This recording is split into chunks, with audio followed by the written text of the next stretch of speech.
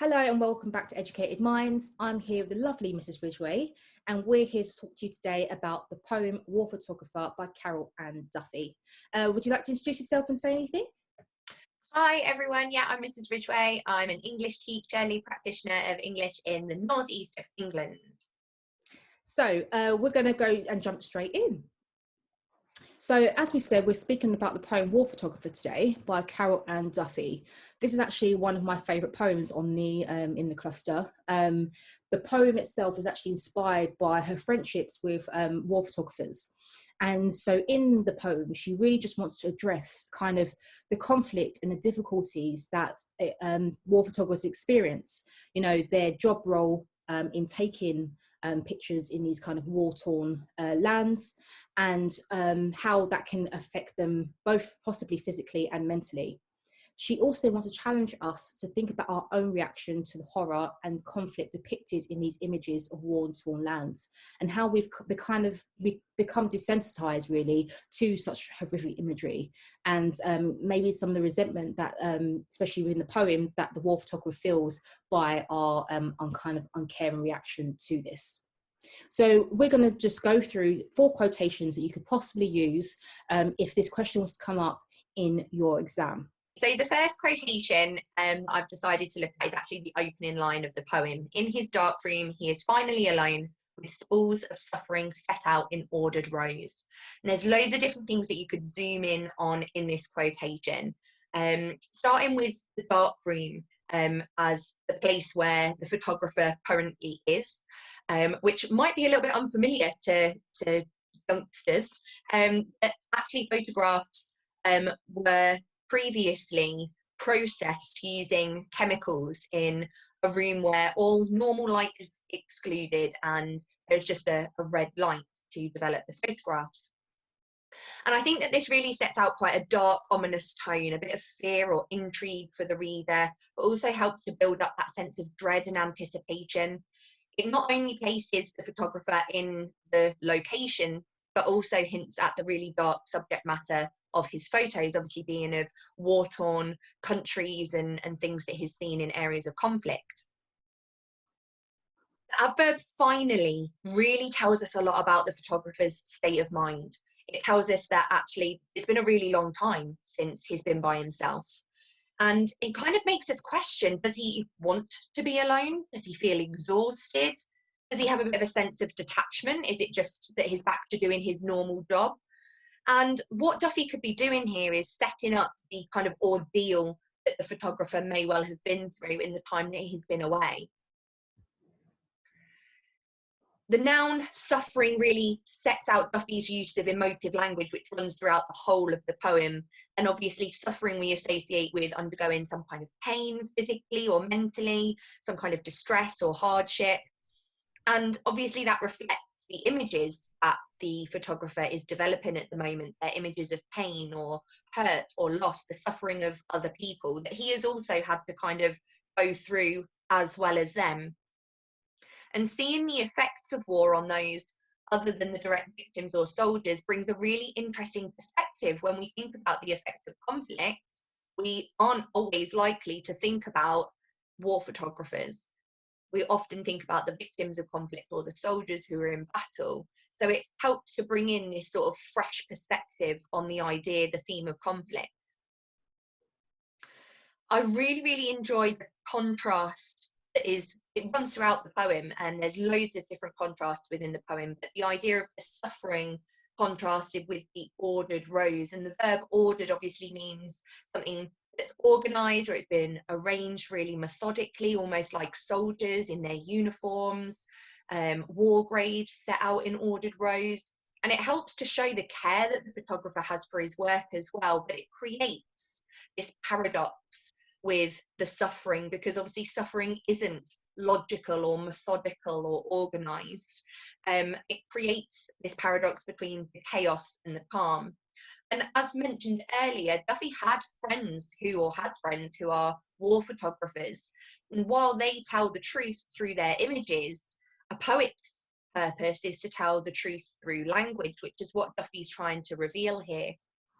It also really helps to call to light the notion that it's not only soldiers who suffer from post-traumatic stress disorder, and there are little references throughout the poem to the possibility that the photographer suffers from some kind of PTSD symptoms. But it calls to light the range of people who can suffer from the effects of conflict, going beyond soldiers and victims. Thank you for that. So I'm going to then move on to the next quotation. Solutions slop in trays beneath his hands, which did not tremble then, though seem to now. So I picked this quotation because, like what Miss Ridgway was saying, is the idea that the effects of conflict is starting to show in this particular quotation. So I'll begin with the solution slops in trays. We have the use of kind of sibilants here, and obviously the use of onomatopoeia with the word slop, which kind of emphasizes this kind of sloshing, the sloshing solution for one. But it has dual meaning here in regards to the solution slops. Solutions, as I say, can be the mixture and the solvent that they use when they are developing photos, but it also means solving a problem or dealing with a difficult situation.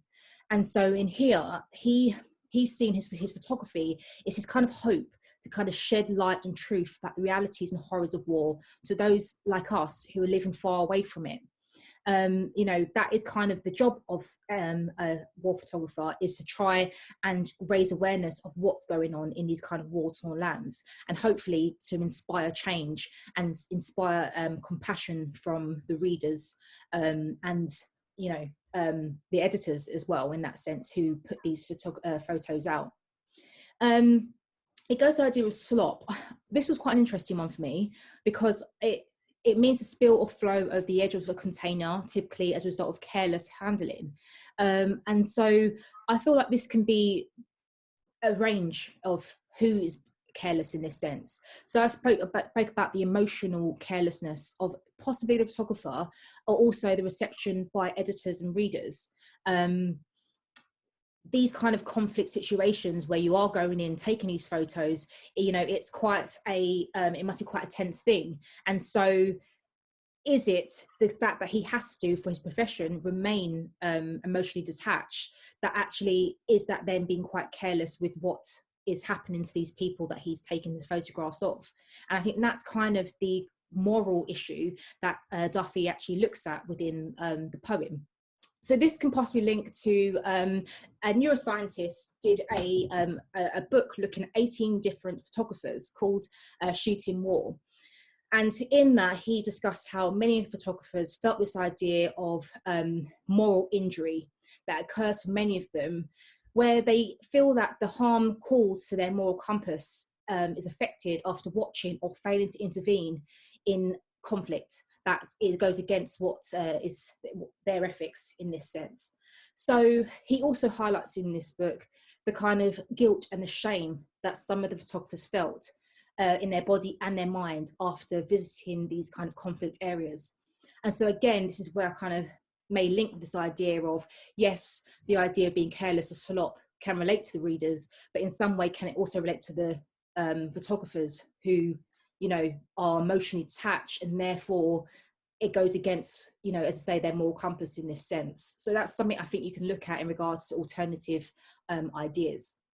Then look at the idea of beneath his hands. For me, this kind of shows that he's kind of losing that power and control of his work by editors and the readers. He wants to obviously shed light. He's putting himself in these kind of dangerous situations in order to raise awareness of what's going on. And actually, once those photos are put in the tray of the editor, it's no longer his in this sense, and he can't then, I suppose, see the reaction of both the reader and what the editor chooses to pick from his work.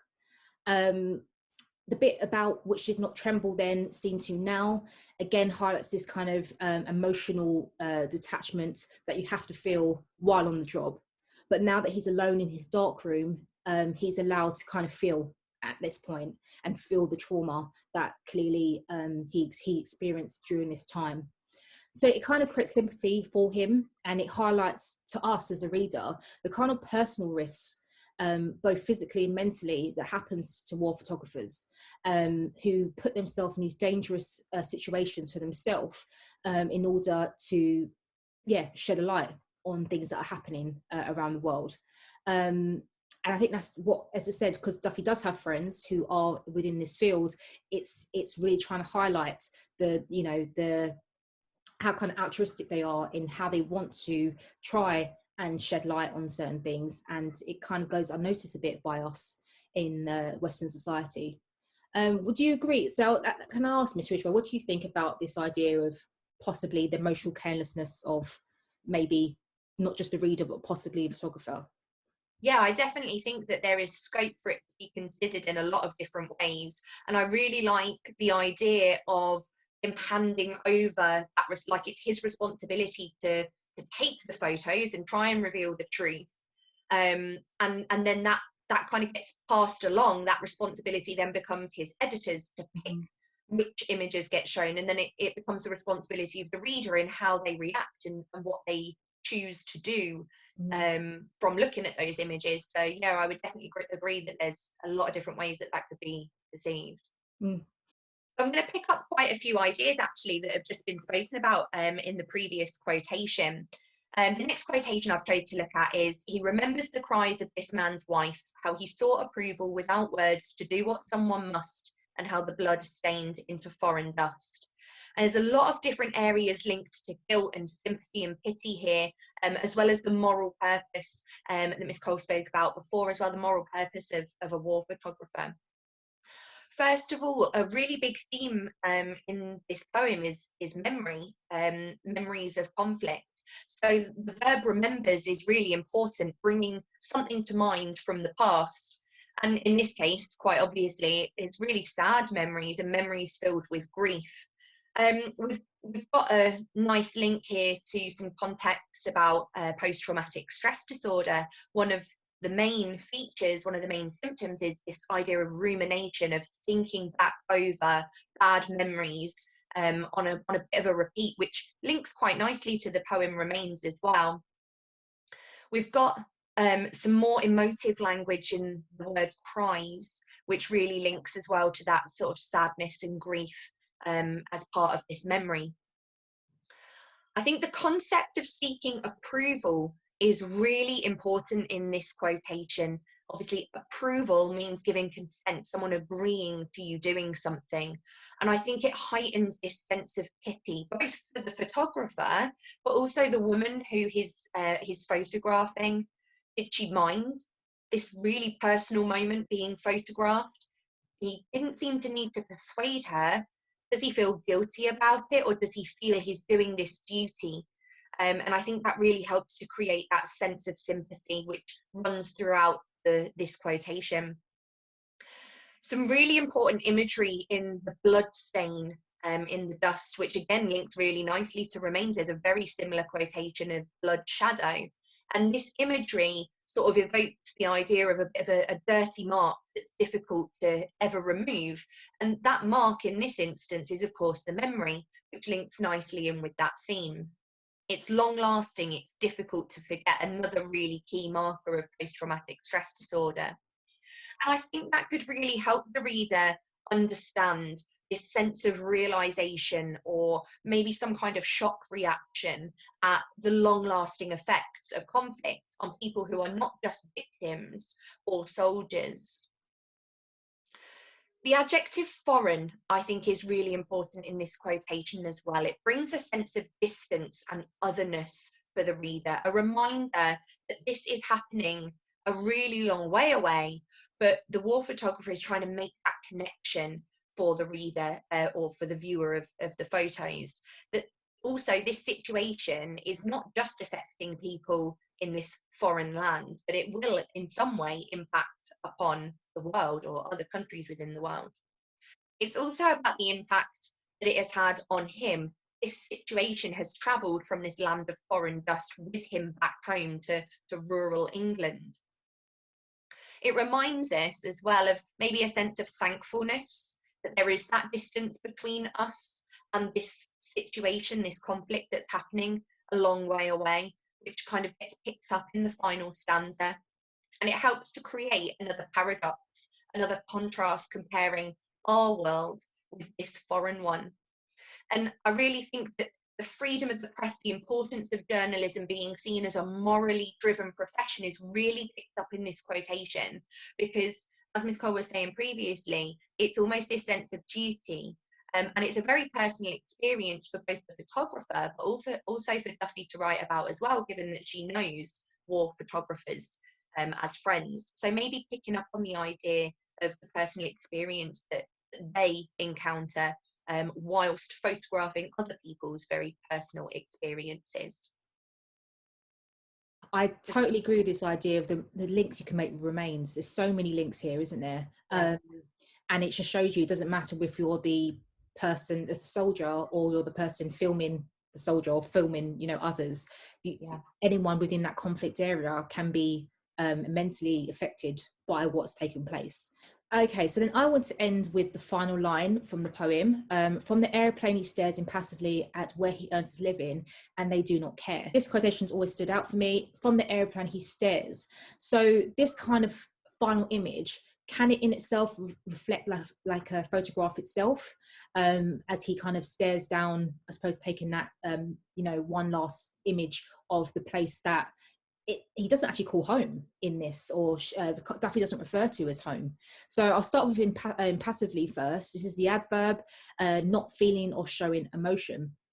And so it kind of shows us that the photographer is now detached from those he photographs and from the society he lives in. And so in some way, there's no place for him in that sense, which is actually really sad. His experiences and what he's seen, he can no longer fit into the normal society in rural England in this sense. As Duffy mentions, people may show tears over their pub lunch and their beers and things, but they will never really experience what he has, who's actually been in these particular conflict zones, where they will think about it for a minute and feel a little bit of sorrow for a second. This is something that is ingrained within him, and he can't get rid of. And so in that sense, he has become detached from society, and so he's attached not only when he has to be working, but also when he's home. As I said, Duffy doesn't refer to rural England as his home. It's a place he earns his living. And I felt that was quite effective, especially with the idea of the day as well, that he shows that he feels disconnected from it all. He feels disconnected from his country and disconnected from the people in it. And again, it's the experiences that make him feel this way. The things he's seen no longer can make him feel a sense of kind of happiness or pride possibly for where he lives. They do not care. So here, for referring to the readers of these Sunday supplements, who see these photos he's taken and then don't really feel, are quite desensitized to what they see. And I think this is really highlighting Duffy's final message and the photographer's resentment and towards the insensitive and kind of unmoved readers in this sense. He's putting himself on the line, his well-being as well as the possibility of death, in order to show us the realities and horrors of what takes place in other countries, and we aren't really affected by it. And I think after a while, this is a kind of bitterness that photographers may start to feel by this. So referring back to the book In Shooting War, one of the photographers actually expressed how he's plagued by memories of what he's seen. One photographer, he was photographing during the Rwandan war, and he almost died himself. Two of his colleagues died while he was there, and actually when he was running away from possibly being killed, he was still taking photographs at the time.